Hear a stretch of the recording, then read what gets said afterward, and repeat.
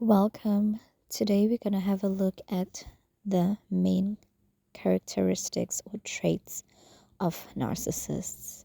Again, we are going to draw from the biblical concept so that we have a lens that, number one, nothing is new under the sun, and secondly, we will have an understanding that this is something that has been going on for centuries. It's not just a new phenomenon or because it's trending. No, it's just that our generation happens to have the vocabulary and all the linguistic tools um, to describe and to help heal this kind of abuse or this, or rather, to identify this kind of phenomenon. And we take this example from the story of Joseph. That story shows us a spectacular example of the narcissistic lying master plan or master plan built on lies. In the incident when Potiphar's wife wanted to sleep with Joseph. Okay, so these are the traits that she displayed, and they're common. They're like a theme across every narcissist you'd ever meet or you've ever experienced. You're going to find that the theme is the same. Narcissists are typically serial liars. Secondly, they are lustful. And thirdly, they are highly manipulative. Number four, they are serial liars. Number five, they are performers because they need to make their lies believable. And lastly, number six, they play the reverse psychology card so that the victim is not believed, and so that the victim questions reality and questions themselves, their emotions, and their intuition. So let's have a look at what these characteristics look like across different age groups. Let's put ourselves in the shoes of the one who experiences the narcissistic person. Okay, so I've got three categories. I've got children, teens, and adults. So for the first point or the first trait, which is the lust, okay, what a child will typically experience in that instance, an adult is going to capitalize on maturing the child prematurely. Remember, when we are children, we look forward to being adults. We look forward to, just everything that we see adults do and that they are. So, a narcissistic predator is definitely going to capitalize on maturing the child by complimenting them and saying, oh, you're not just a girl, you are a young woman, you're not just a child, you are a young lady, or you are a big boy, you can handle this and stuff like that. So this creates a sense of fake validation, because in the child's mind they think, oh really, I've made it. I've always wanted to, grow up and be much older. I'm tired of being a baby, So it creates that, it sets them off on this cloud of confusion whereby they feel accomplished in some weird and twisted way. But at the same time, now they're being compelled to do something that they've never done, and also it informs them that, oh okay, I suppose this is what adults do, so I just better get up to speed. So they do this by complimenting the child. Oh, you've got such beautiful hair. Oh, look at your bums there. They compliment the child's body. Look at this, look at that. You are so grown. Again, we can see a similar outcome for teenagers. They will bomb the child with compliments and tell them that they're no longer a girl, they are a woman, or you're no longer just a boy, you are you're a man, So that is the reverse psychology they apply to keep a child stuck in this web of confusion that they desperately need so that the child can agree to whatever that they want. Because at the end of the day, as human beings, we all listen to like some kind of validation. And so when someone tells a child that, oh, you you're a big boy, you can do this, then innately it somehow validates them and they're like, oh, okay, wow, so I've really grown, Anyway, I'm tired of my parents saying that I'm a child.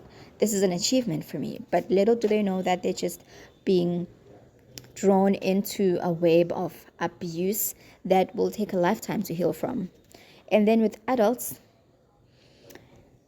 narcissists express their lust by setting up a foundation of unsolicited gestures, unsolicited gifts, all these things that they do to bomb you and to lure you in. And they just make it seem like, oh, finally, this is it. This is the relationship I've always wanted, or this is the kind of experience I've always wanted. So they give you that make believe kind of experience at first, not because it's real, it's all fake. It's just a way for them to lure you into their trap of lust. And once you have given in and once you've softened up to them, once you let them into your space or into your life, then they got you. Number two, how do we experience their deceit? So for children, the most common way is that they use a reward in order for the child to agree with them. They also guilt trip the child into believing that they're doing the right thing. And because the child is naive and doesn't really know what's right or wrong, they are just, instinctively believing that adults are safe, they're good, but then only to be abused, only for their will to be used outside of their consent, and only for their feelings to be invalidated, their esteem to be crushed, and to be belittled and just destroyed mentally. Again, for teenagers, they guilt trip them, and they indirectly make them do what they want to do. So again, they will use phrases that they know are gonna sound good for the teenager.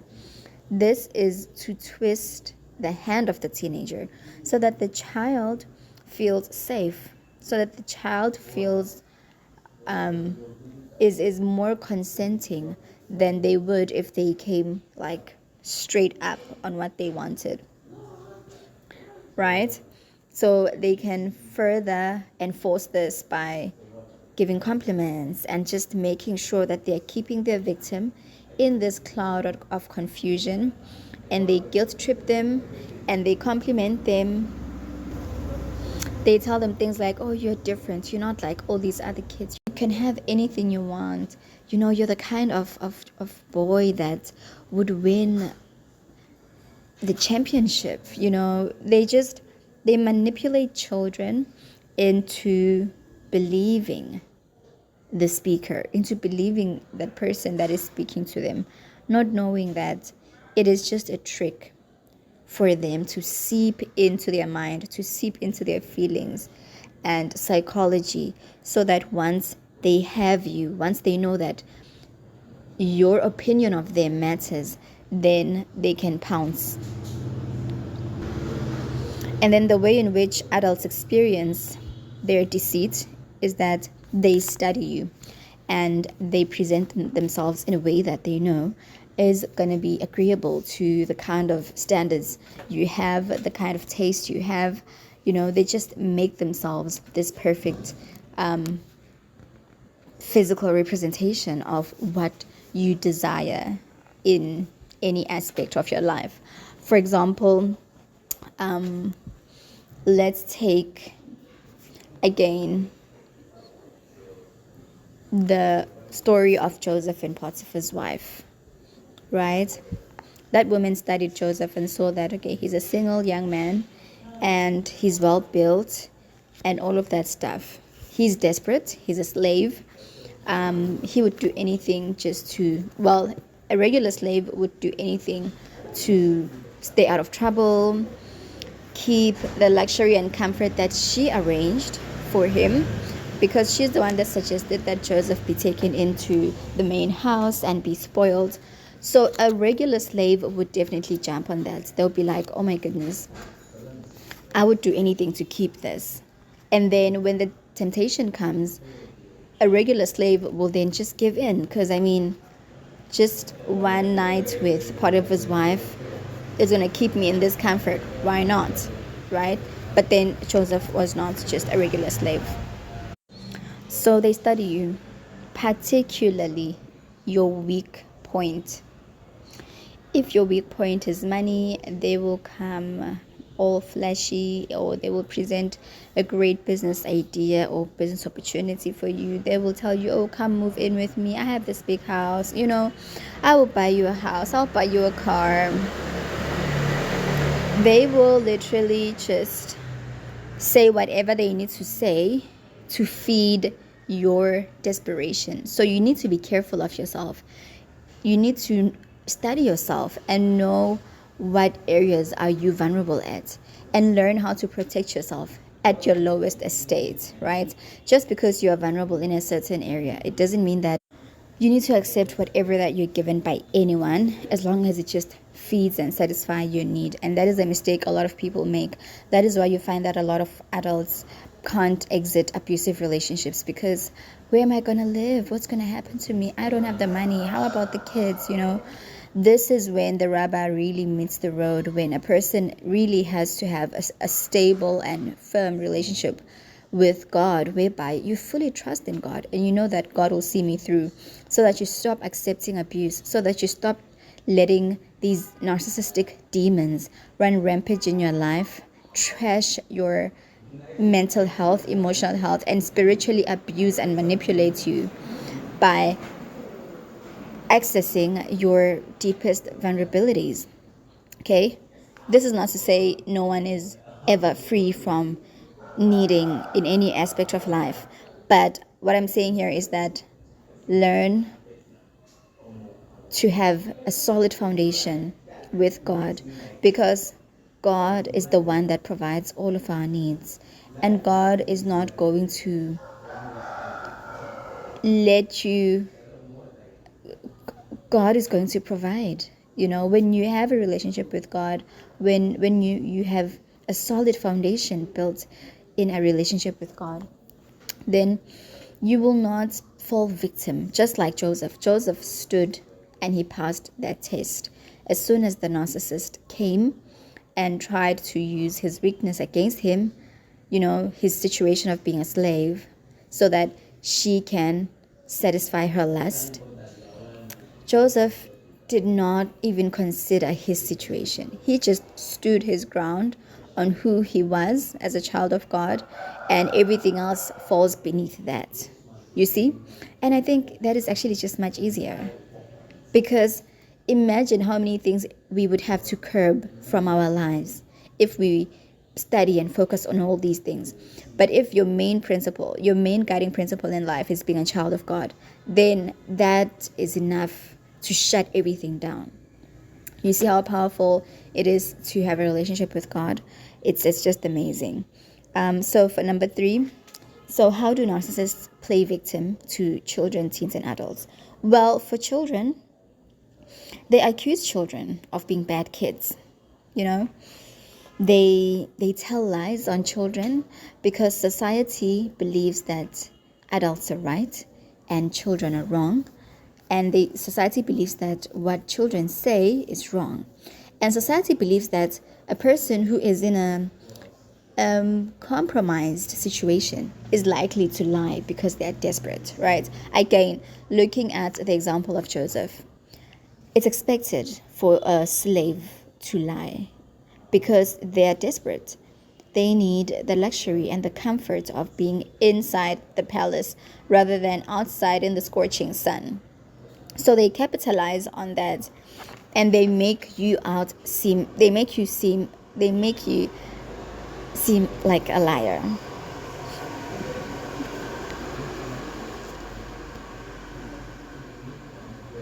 And ultimately, this enforces the no one will believe you banner that narcissists use. Okay? This is also one of their banners. No one will believe you banner. Especially within family dynamics where the abuse is done by family members and also in just relationships, but it is mostly seen in close-knit relationships like that.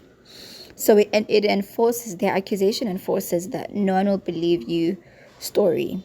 Just like Potiphar's wife was so convinced that, oh, it's going to be my word against yours. If you tell on me, no one's going to believe you. You're just a slave. The same thing happens with us. When we are kids, they tell us no one will believe you, because I'm an adult. I mean, I'm a church leader. I'm this, I'm that. I'm a respectable member of community. Are you crazy? No one's going to believe you. The same thing happens with children, with teenagers. Well, for them, they take advantage of how teenagers typically behave. So what they do is they smear the teenager and they say, of course, I mean, you are involved in that kind of stuff. Let's say maybe there's a sexual assault going on and the teen is trying to plead their case. The narcissistic adult or predator who did this is most likely to blame the teenager and say something like, of course you would be involved in such things. Kids your age are doing all kinds of wicked things out there.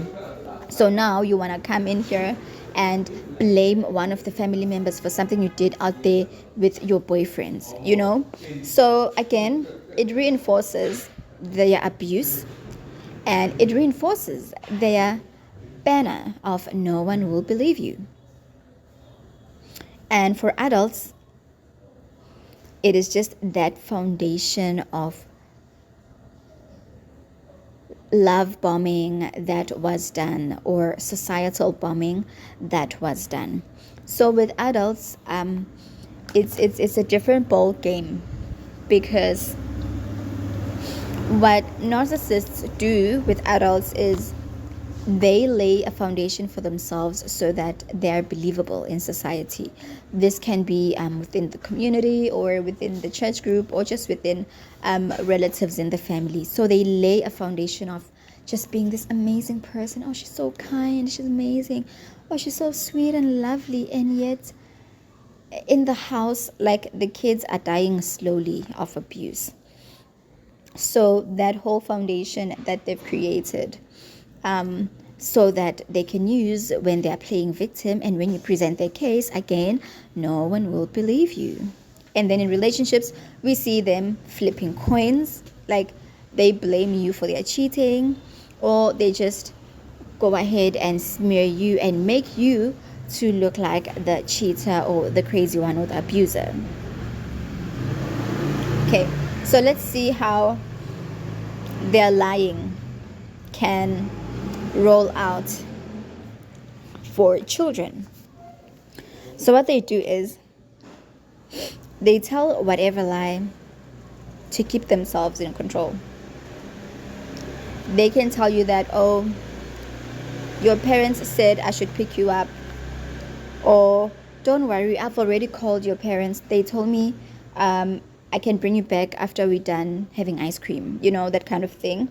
But we know how that story ends.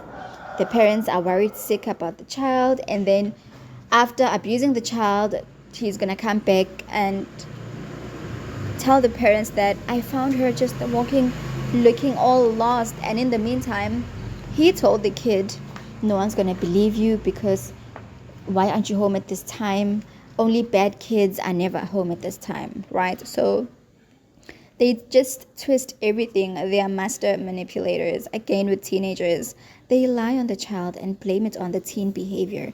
And that, yeah, of course, at this age, kids your age behave very horribly and are very twisted and they're into adult stuff. So you deserve it because you probably were thinking about it or whatever, right? And they twist intentions. So just like in Joseph's story, the woman kept on saying that I'm sure you want this. Well, not in the Bible, but there's a movie that I watched, which was a very beautiful enactment of the narcissistic spirit playing out, and the woman was just like, well, I know you want this too, and all of that stuff. So they twist their intentions, and they make it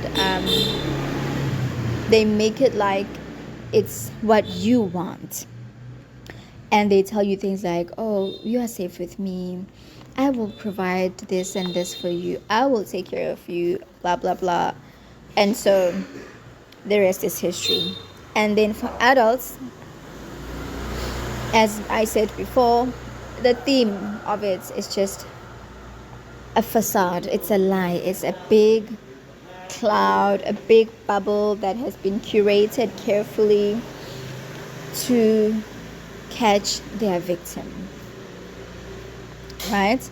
So from the gestures, the conversations, the meal that they offer you, or the dates, it is all just a lie so that they can lure you in, abuse you, and others potentially kill you.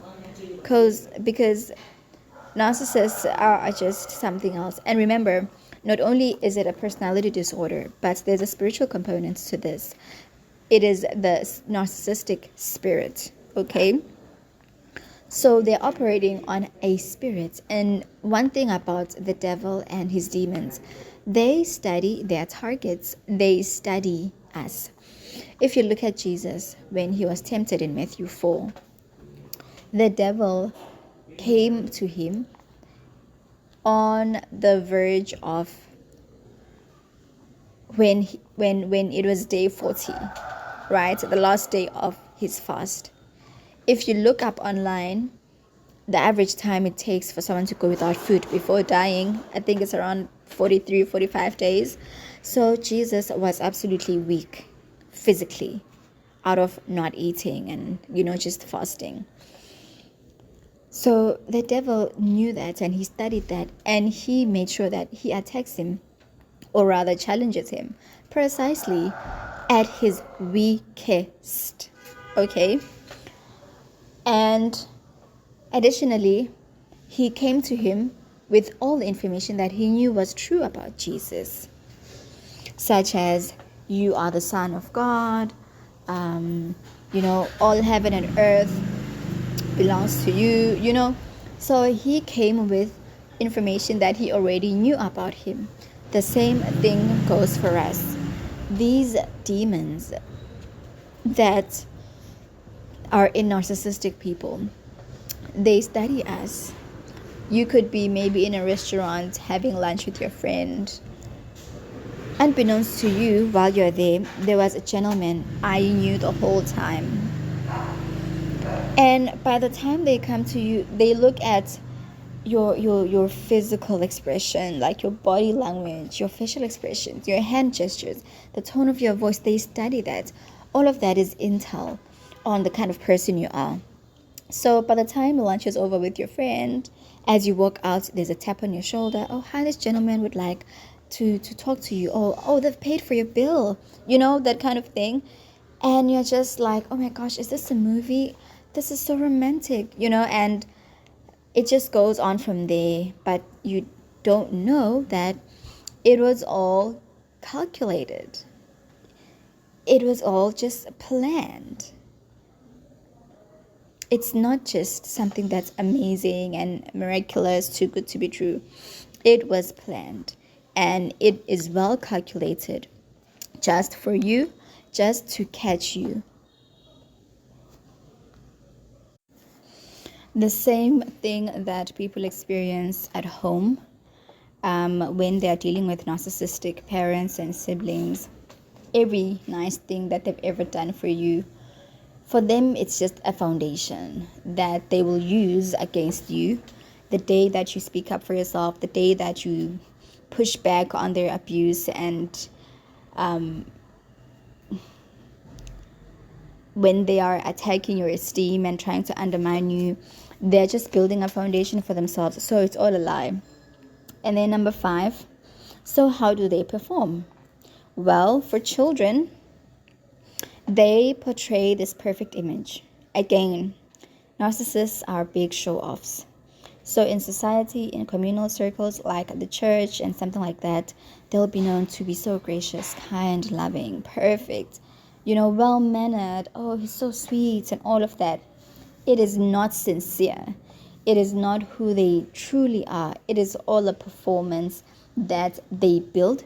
It's a foundational performance they build and maintain so that they keep everyone in their corner and they keep everyone trapped also in their manipulation, because not only are they manipulating and abusing the victim, the main victim, but they're also inadvertently manipulating all these other people that are around them. So they perform. You may think that they are just being so excellent. No, they would not do it even if they were paid millions. They're only doing it because it feeds their narcissistic obsession. It feeds their ego. It feeds their need for control and power and their sense of seen as though they're good and they're better and they're better than this person and that person. But in actual fact, we all know it's not true. So for children, this gets very confusing.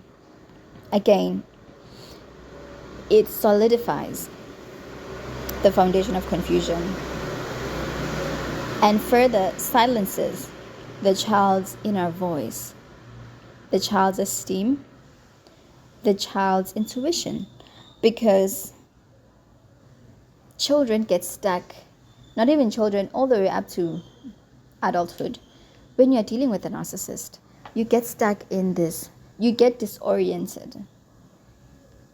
You get so confused that your intuition, you question reality because you are constantly asking yourself questions that you can't have answers to.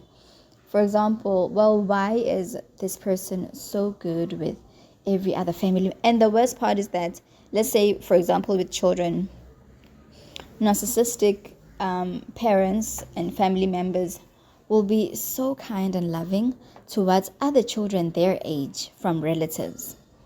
But with them, they would not. Let's say, for example, if a child asks for ice cream, the narcissistic parent, out of control and hatred for the child, and hatred for the child's purity and innocence and confidence, and just light essence, they will attack the child and say whatever to diminish the child's esteem, to just attack the child in any way that they can. But then on any other day, if another child stops by at their house, same age, she will pull out that ice cream without even being asked. So it just keeps children in this shallow ditch that they don't know how to come out of. And the behavioral patterns you will see with a child that is under some kind of psychological, emotional abuse is that they will tend to keep to themselves. They will often be very quiet because there is a war going on inside of them. There's this confusion that they are trying to sort out and trying to understand, and yet they will obviously not get answers. And so they're always just kept to themselves, reserved, caved in, very scared looking, because they are extremely disoriented and violated. And then with teenagers, they flat out continue on their victim game. And remember, they have built this very huge following, in society, in the workplace, in all these other areas where they engage with other people. So they know for sure that if they go to any of those individuals and tell them some sob stories, and the thing about narcissists is that, especially in families, they conjure up stories. So that they will go and say some horrid story and cry, and then of course members of the community or church or whatever, relatives, they're going to be touched. They're going to be like, oh my goodness, I didn't know you had it this bad, I didn't know you were dealing with something like this. But in the meantime, they're the monster. I remember there was a time this other friend of mine from church approached me and said, Zitelo, I don't even know where to begin, but I heard something about you, and the source it came from is someone that is believable because they're in close proximity to you. So, but at the same time, I was confused because I know you not to be like that. I know you would never dare do something like that or say something like that. And so this is what I mean by the double-sided manipulation that they do on their victim and also on their unsuspecting spectators that they've gathered. So this is just a typical example of what they do. They throw tantrums, they conjure up stories so that they blame the victim, and what they normally do is they go ahead, they tarnish the victim's image so that by the time the victim comes up to tell their story, it's just going to be like, whatever. We already know that you have been behaving badly, or we already know that you are irresponsible, and it just gets morphed from them. And then in adulthood, what people often experience in relationships with narcissists is the poor me tantrum that they throw, especially those dealing with narcissistic parents in relationships. They get emotional and they cry when they are found out or when they've been confronted. Others may seem even believable. Someone can tell you about their sad childhood or sad upbringing and how much they really want to change and fix it, but it's all a facade to keep you from cutting them off, because you are their energetic supply. They need you. They need to latch onto you. They need to latch onto you for dear life as the supply to feed their sick and twisted needs. Right? And again, they perform to cover up the lies and keep you trapped. Okay? They also perform in front of other people and blame you for their actions.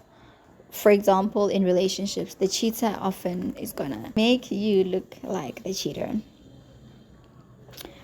And because they've built such a carefully crafted rapport with these people, the people are gonna believe them.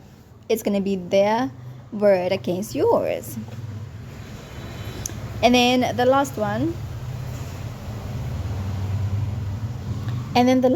reverse psychology. This is where your vulnerability comes to play.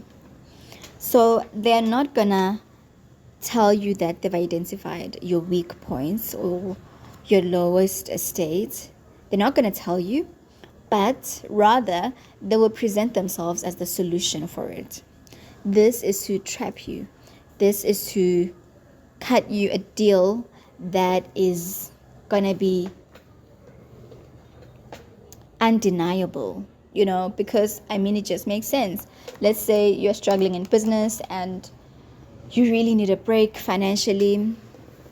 Well, they're gonna study you, figure that out about you, and then they are gonna go ahead and come up with this business idea that they want you guys to do together. But then in the meantime or along the way, they ghost you, they manipulate you, they abuse you, and they, if it's relationships of the opposite sex, they will even try to sexualize it, make it sexually transactional, because I helped you out. If it wasn't for me, you wouldn't be talking to this person or that person, or you wouldn't be submitting your bid documents to this company or to that institution. So that is how they do it. So again, let's have a look at the three age groups. How then do children experience this reverse psychology? The one that capitalizes on weakness. So for children, because the only thing children need is love and validation, they are going to twist even the word of God so that it suits their control plan. Let's say, for example, the text that says, children, obey your parents in the Lord. Okay? Kids that have come out who have suffered abuse under the hands of parents, religious and Christian parents, will tell you that they use the Bible against you. For example, they will want to undermine and invalidate your feelings. And if you refuse to do that, then they're going to say, oh, you're not virtuous, you're not kind. What kind of a child of God are you? Because if you're not kind, if you're not willing to do this or that, then you're not kind, or you're not giving, or you're not nice, or you are, they use the Bible against you when they want to be controlling, when they want you to override your guts, when they want you to override your will. Remember, narcissistic abuse is spiritual warfare because it toils and it challenges everything that God put and set in place. God gave us free will, which He Himself respects. God would never make a person do something out of their free will. Even in our deepest oblivion, God does not rescue us without our consent that we need, and we see the need to be rescued. Even when we are planning out our biggest sin, God keeps us safe. He makes sure we even arrive safely at the destination, knowing very well we are going there to sin. That is how much God respects His laws that He has set out for our lives. But narcissistic abuse is demonic because it is all about control. It has always been all about control, and it forever will be all about control. Again, looking at Matthew 4, when the devil tempts Jesus, all he wants is Jesus to worship him, and he wants to be in control. Like if you read the devil's words, what he was saying, it is all control based. It's just all about control. So the devil is obsessed with control, and so are narcissists. And they flip the scripture, just like the devil flipped the scripture. So in order to better understand narcissistic behavior, just go to Matthew 4 and read what the devil was saying to Jesus when he was tempting him. Just go read that and you will see. Just to give context, the first thing he said, if you are the Son of God, command these stones to become loaves of bread. Right? Again, using if, which is a controlling word to create confusion, to create validation, and to arouse a sense of wanting to prove something, And then bread, knowing very well that he's fasting. But if you look at Jesus, he responds to him by a text that talks about bread, just to shut him down. Okay? But I don't want to get too much into the lessons I've drawn here, but I just want to give you context of Satan as the narcissistic father and his tactics. So what they're doing in hell is that they're just going back and forth between the same pages on their flip chart. That's what they're doing basically. They do not have any new tactics. They don't have anything new they don't have any new cards to play. It's literally the same old thing. Okay, the second attempt in tempting Jesus, the devil said, "If you are the Son of God, throw yourself down, for it is written, He will command His angels concerning you, and on their hands they will bear you up, lest you strike your foot against the stone." Again, he wants Jesus to do something out of his will, number one. Secondly, something that is wrong. Thirdly, something that is unnecessary. Throw himself down. I mean, it just has control all over it. And this is what narcissists will do. A narcissistic parent to a child is going to demand the child to do something out of their will, out of their intuition or gut feeling, or out of what they want to do. And they will quote a text that, oh, it is written that when you are a child of God, these are the fruits of the Spirit: kindness, goodness, blah, blah, blah, blah, blah. So it is designed to set one off into just confusion. And also, at the same time, if you do what they want you to do, you have given them validation that they are in control. Because if you follow the instruction, because of the text that they're using to manipulate you, then they've won. And then the third thing he said at the temptation, he said, "All these I will give you if you fall down and worship me." So the third attempt, he had just lost his mind. He had lost it. Because the first two, he was trying to hold back as much as he could. He was trying to conceal the fact that this is all about me, and wanting worship and wanting control. But on the last attempt, he just could not deal with the rejection.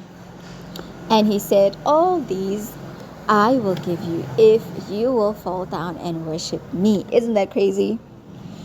So he says, "I will give you. Who do you think you are?" Right? So for children, this would be an adult who wants to abuse you, saying that, "I will give you $500. Oh, I heard you asking for that bicycle from your dad." And he said, "No, I will give you,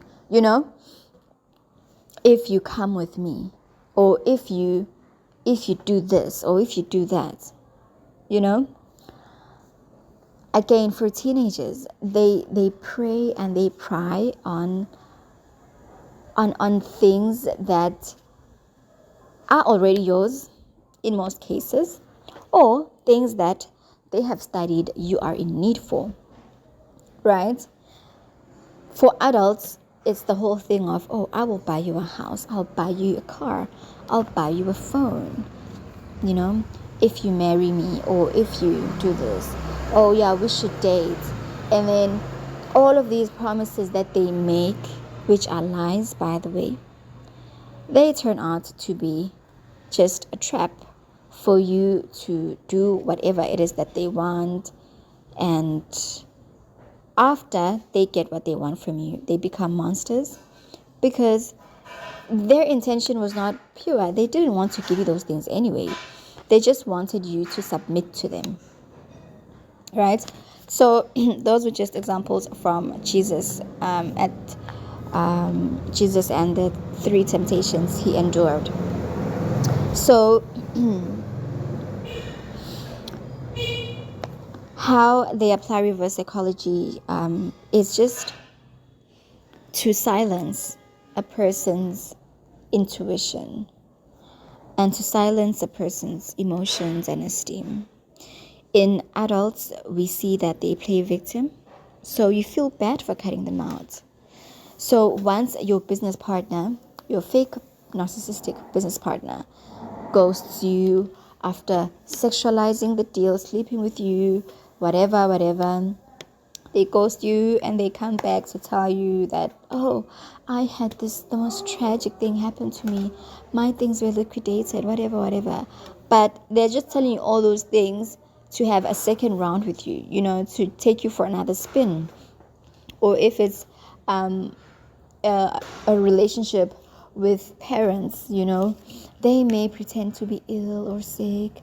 They may cry, throw a tantrum, and play victim to the community, relatives, society, so that you feel bad for cutting them out. And they tell you, oh, I've done all these things for you. You know, I was so young when I had you, all these things. And they blame you for their actions. So I hope that you gained a thing or two from today's podcast. That's it from me.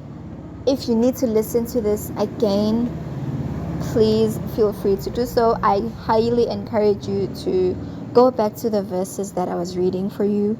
Go back to the story of Joseph and really look at this information and compare it with your experience or behaviors that you've seen. It can also be even in the workplace or in just any other situation in society. So thank you so much. Keep well and be blessed. Till next time.